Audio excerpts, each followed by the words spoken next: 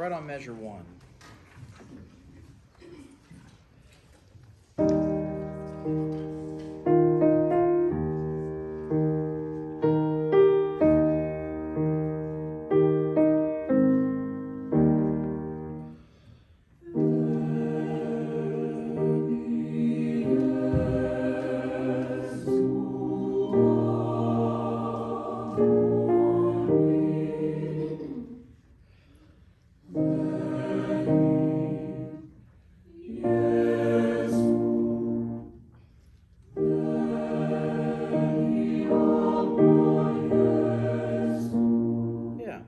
Let's do that one more time, right where we come in at measure 5.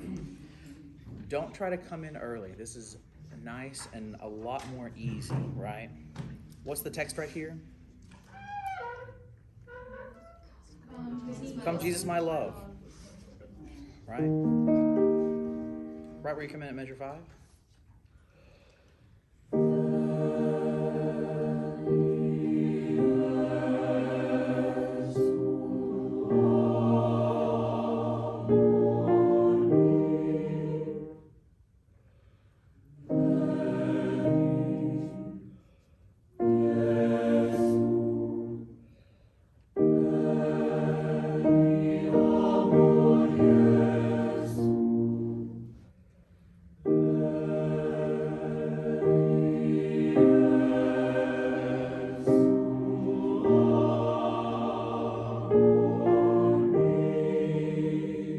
Right there.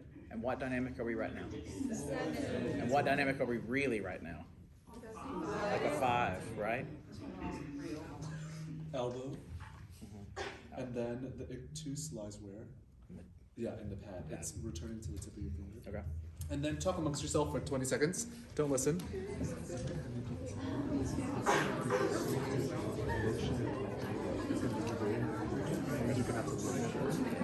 You're gonna have to make eye contact and just hold it for a second, but don't. See what happens when you almost like demand. Okay, come back. 5. I'm gonna ask you what feels different this time, okay?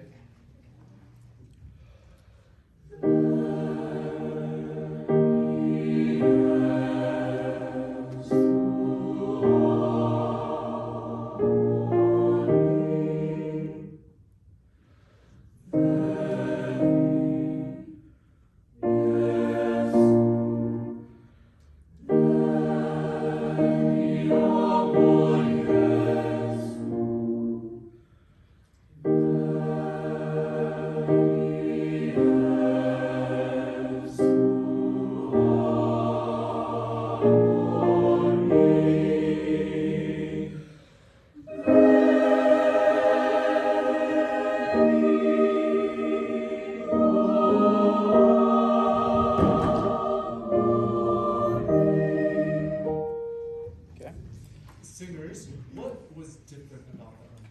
Yes, Miss Lucker. I felt this very solid up and like this like bounce to it. Like there's a bounce to like the feel like the phrasing. Okay. I should say. Yeah. Thank you. Merit. I felt that you were portraying a lot better the when we're supposed to like increase in volume. The gestures being a little bit more expressive, at least me a lot. Garrett. I don't know. I felt. Instrumental is Garrett. Garrett. Oh, me? Yes. You could call him Moo if you want to. That's an inside joke. Maybe your eyes, his eyes were moving around more, is what I noticed. Excellent. We're gonna, just to save his time and preserve his podium time, that's exactly what I asked him. I said, can you be more intentional and demand an emotional connection with the ensemble? And instantly your gesture became more efficacious as a result. Good, keep going. Start at 17. And at measure 20, make that an 8th note. Here's 17.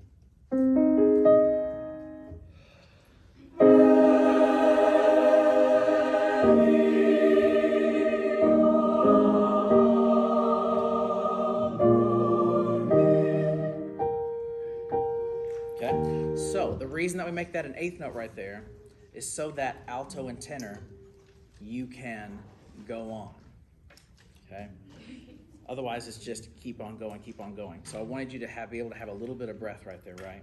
One more time at 17.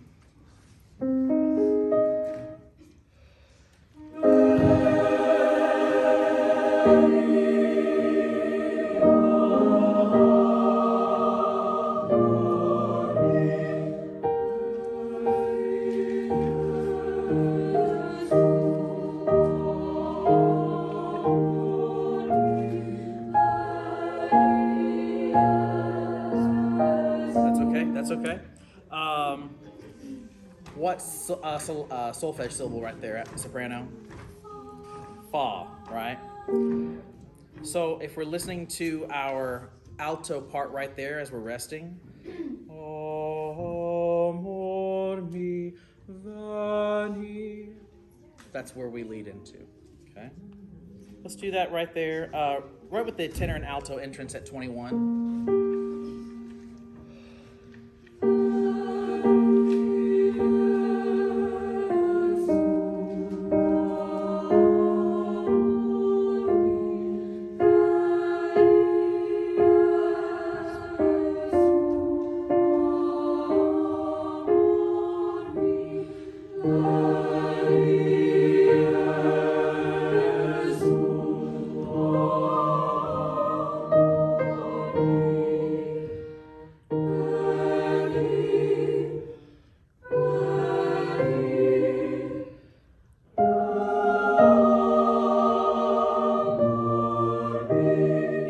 Let me hear just soprano and alto at 24 on beat 2.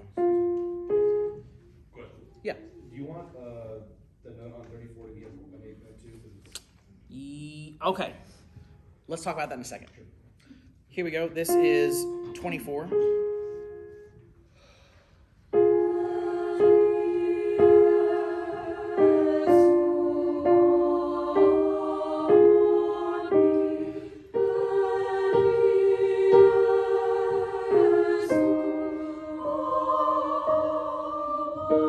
Let's look at that sopranos. 27. No piano. Right? And 1.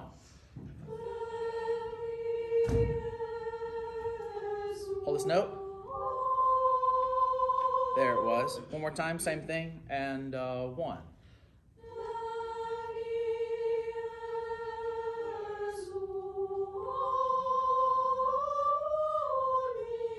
There we go. Okay. Soprano and alto. Same spot. 27. And 1. Oh, sorry. 27. G and B flat. Beat 2. There we go. And 1.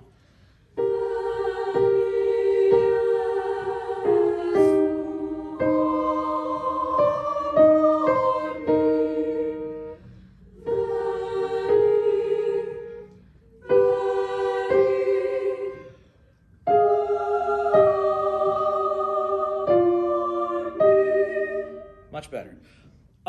Let's go ahead and go over to what Nate was talking about a second ago. At 34, so you'll notice that note, that first note of measure 34, looks a little strange, right? And the reason is you sing it twice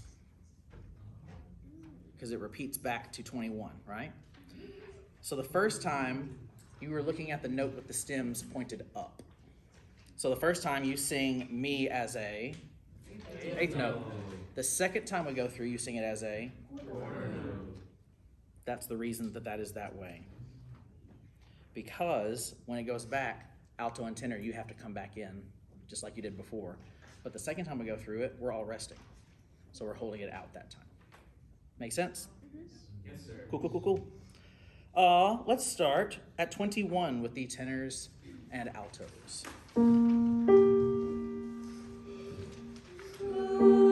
I'll do a better prep.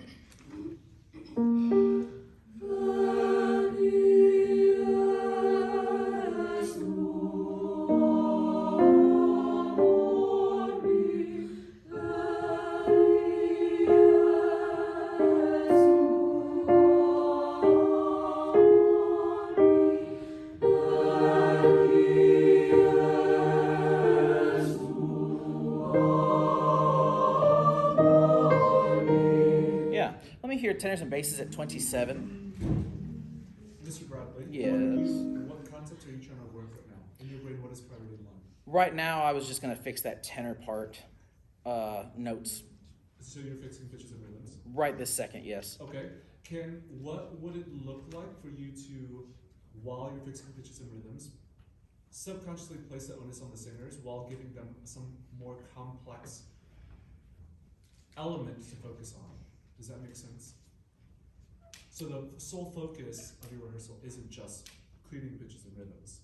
You almost say, okay, we're gonna go back to fix that and. Make sense? Yes. I will, just not this second. Okay. Because I want to fix that first, and then we're gonna fix this Okay. in just a second. Yes. No, it's great. It's great. Tenors and basses. And 1.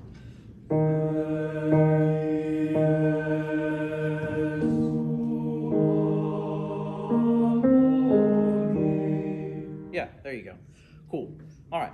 Now then, let's go back and start with tenors and altos one more time. At 21. Cool. Let's make sure that we're sitting up nice and tall. Us two. And that we're taking nice, good breaths. And that we have really nice pharyngeal space. And that we're all doing our nice vowels that are all uniform and unison and they sound wonderful together. And we're really listening to each other.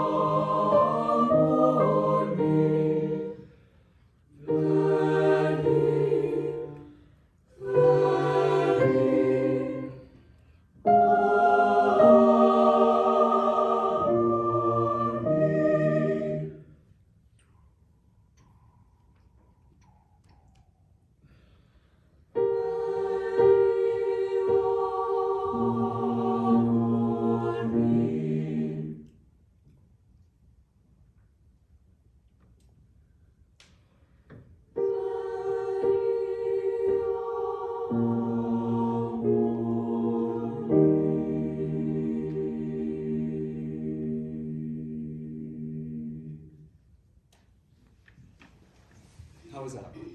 It felt better once I reminded them of the more space. Okay, so it sounded good to you? To me it did, yes. It sounded better. It did sound better. You sounded better. The sopranos and altos sounded better to me. Thank you. It did not sound good enough for us to say it was good. Right. Fair? You all know. I mean, you're sitting here and you're like, that's not the most excellent thing we did. So I don't think it's fair to tell them that was good. I think our role as conductors is also to ask for excellence and be insistent on it.